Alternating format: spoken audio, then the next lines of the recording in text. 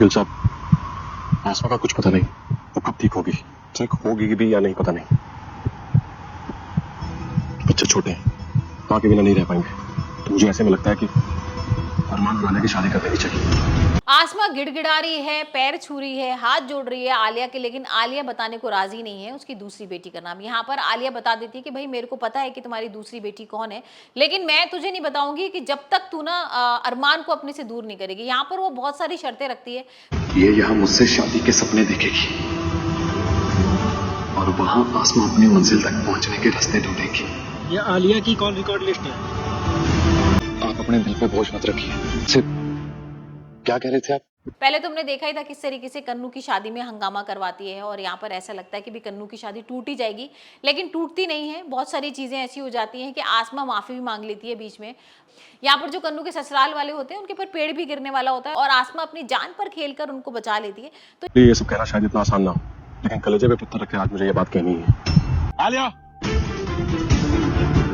क्या हो रहा है साहब? आलिया को क्यों पूछ रहे हैं? कोई बात हुई है क्या?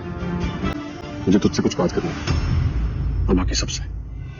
कैसी बात होता है? तो यही सारी चीजें ना बहुत पॉजिटिव हो जाती हैं। और यहाँ पर भाई कन्नू की शादी अभी तक तो नहीं टूटती है, लेकिन भाई आलिया चाहती है कि शादी टूट जाए, और जो घर वाले ना बिल्कुल भी खुश नहीं रहे, क्योंकि हमने देखा ना किस तरीके से यहाँ पर आरवी की शादी आलिया से नहीं हुई है और आसमा से तो बहुत ही गुस्से में है।